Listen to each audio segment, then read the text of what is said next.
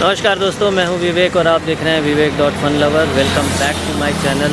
आज दिन है रविवार का और हम निकल चुके हैं, हम यानी मैं और मेरे फ्रेंड बिट्टू बाबू, हम लोग निकल चुके हैं केसरिया जाने के लिए। केसरिया पूर्वी चंपारण का एक छोटी सी जगह है जो मोतिहारी शहर से करीब 35 किलोमीटर दूर है, राइट। और वो प्राचीन ऐतिहासिक भूमि है जहाँ गौतम बुद्ध के चरण पड़े थे। वहाँ गौतम बुद्ध का विश्व का सबसे ऊंचा बौद्ध स्तूप है। तो आज हम वही देखने के लिए निकले हैं। ऑलमोस्ट आधा रास्ता हमने कंप्लीट कर लिया है। ये हाईवे लखनऊ को जाती है और मैं और बिट्टू बाबू निकले हैं अपने एवेंजर 220 क्रूज़ और जा रहे हैं केसरिया। वहाँ आपको बहुत सारी चीज़ें हम दिखाएंगे। वो एक प्राचीन ऐतिहासिक भूमि है जहाँ सब कुछ एंशिएंट टाइम का ही है, हिस्टोरिकल प्लेस है। तो आइए आपको साथ ले चलते हैं और अब इसके बाद मिलते हैं सीधे बौद्ध स्तूप के पास।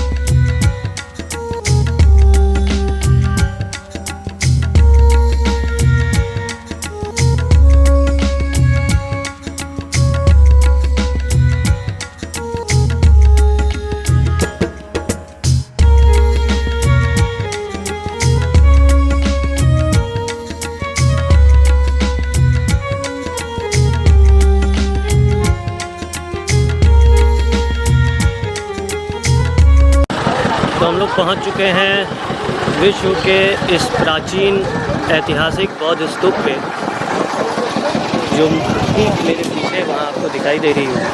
और ये हमारी चंपारण की धरती पर है। वैसे यहाँ बहुत सारे विदेशी पर्यटक भी आते हैं। और आइए हम लोग चलते हैं अंदर और देखते हैं अंदर का नज़ारा कैसा है।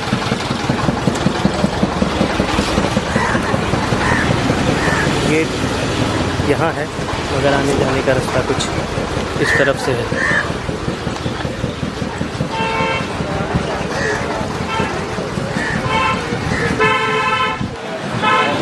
यहाँ कुछ लिखा है, भारत सरकार, गवर्नमेंट ऑफ इंडिया, भारतीय पुरातत्व सर्वेक्षण बौद्ध स्तूप केसरिया। ये आर्कियोलॉजिकल डिपार्टमेंट ने कुछ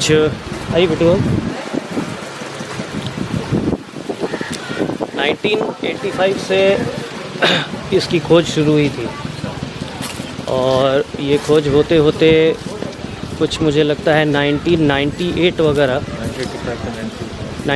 वगैरह तक आते आते ये इसकी खोज कर ली गई थी। ये पहले मिट्टी से दबा हुआ एक टीला था जिसके ऊपर एक मंदिर हुआ करता था। तो मान्यता तो कुछ और थी कि यहाँ कोई राजा होते थे, राजा वेन होते थे, उनका ये गढ़ हुआ करता था। लेकिन फैक्ट ये है, जो भी सुनी सुनाई बात है, मुझे भी इसके बारे में ज़्यादा नॉलेज है नहीं, ये हिस्ट्री में तो हमें ऐसा बताया नहीं गया। लेकिन मुझे जहाँ तक पता चला है वो ये बात है कि गौतम बुद्ध यहाँ से गुज़र रहे थे, शायद लुम्बिनी वगैरह कहीं जा रहे थे, तो उस टाइम में वो यहाँ पे रुके थे। तो इसलिए सम्राट अशोक ने, जो कि गौतम बुद्ध के बहुत बड़े अनुयायी थे, उन्होंने ये उनकी प्रतिमा जो है यहाँ बना डाली। और सम्राट अशोक ने कई जगहें बनाई हैं प्रतिमा, जिसमें से एक ये भी है। और इस रास्ते में आपने लौरिया सुना होगा। लौरिया में भी एक ऐसा ही बौद्ध स्तूप है जो कि काफ़ी विस्तृत क्षेत्र में बहुत बड़ा फैला हुआ है। और ये जो बौद्ध स्तूप है ये विश्व का सबसे ऊंचा बौद्ध स्तूप है। अगर इसकी हाइट आप नीचे से ऊपर तक देखें तो ये कुछ 140 फीट है। और ये पूरा एरिया जो है बस यही है। ये मुझे लगता है इसकी बाउंड्री वॉल यहीं तक है और इस तरफ में वहाँ तक बाउंड्री वॉल है इसकी। ये कुछ लोग हैं यहाँ काम कर रहे हैं।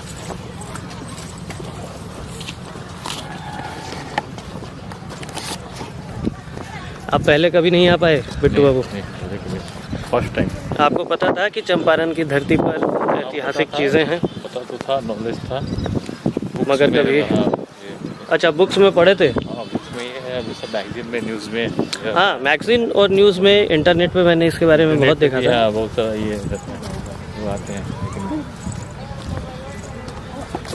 तो आइए स्तूप के पास चलते हैं। कभी आना नहीं हुआ। कभी आना नहीं हुआ। चलिए आज हम लोग आए हैं और इसको अच्छे से इसका मुआयना करते हैं।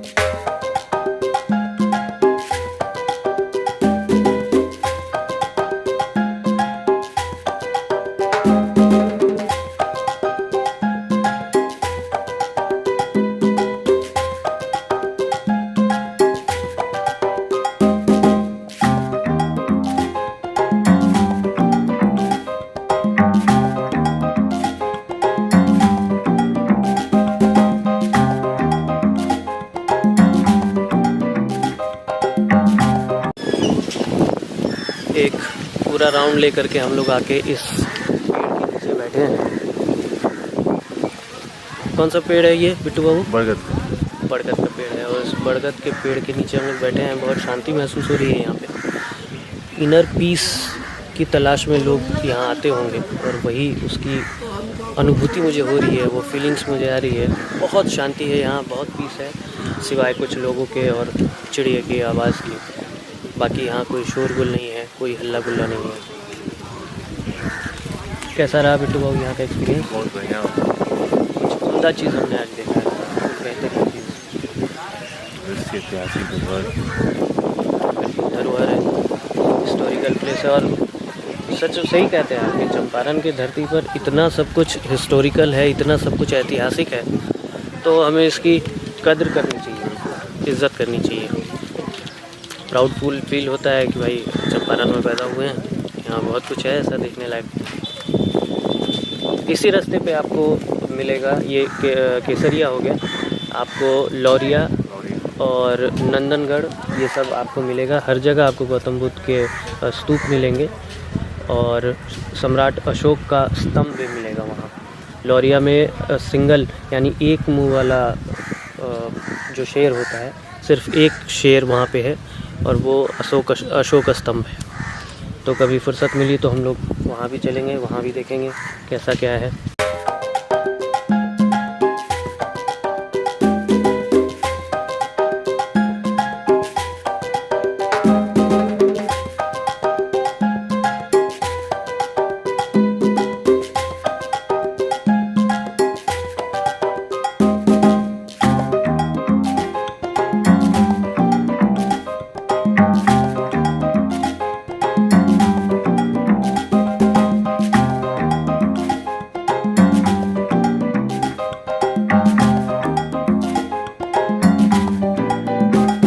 और एक और चीज़ मैं आपको बताना चाहूँगा यहाँ केसरिया के बारे में कि यहाँ एक केसर बाबा का मंदिर है जो कि एक शिवलिंग है, और वो शिवलिंग भी बहुत प्राचीन है। वो यहाँ एक नहर की खुदाई हो रही थी, उसमें वो शिवलिंग प्रकट हुए थे, यानी कि मिले थे। तो उसकी भी पूजा होती है यहाँ पे, और ढेर सारे लोग वहाँ आते हैं बाबा के दर्शन के लिए और बाबा को जल अर्पित करने के लिए, दूध अर्पण करने के लिए। तो अगर मौका मिला तो हम वहाँ भी जाएंगे, एक नज़र वहाँ भी ज़रूर देखेंगे कि वो अद्भुत शिवलिंग कैसा दिखता है। तो आइए अब यहाँ से चलते हैं शिवलिंग की तरफ, बाबा केसरनाथ की तरफ दिखाते रहेंगे। तो केसरिया के बौद्ध स्तूप घूमने के बाद अब हम आ चुके हैं थोड़ी सी पेट पूजा करने के लिए।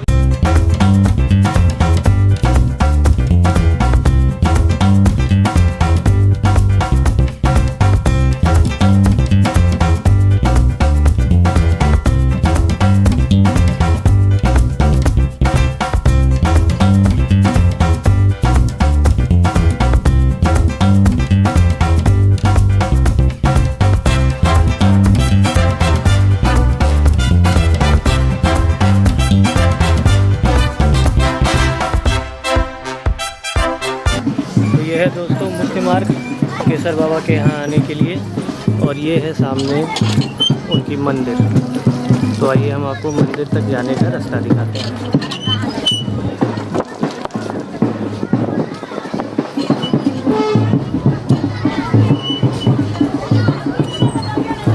यहाँ आपको बहुत सारी दुकानें मिलेंगी जहाँ खिलौने मिल रहे हैं, कुछ पूजा का सामान मिल रहा है जो नॉर्मली आपको हर मंदिर के बाहर दिखता है। अब हम आ गए हैं बाबा केसरनाथ के द्वार पे, और हमारे ठीक पीछे है ये बाबा केसरनाथ का मंदिर। तो आइए आपको अंदर ले चलते हैं।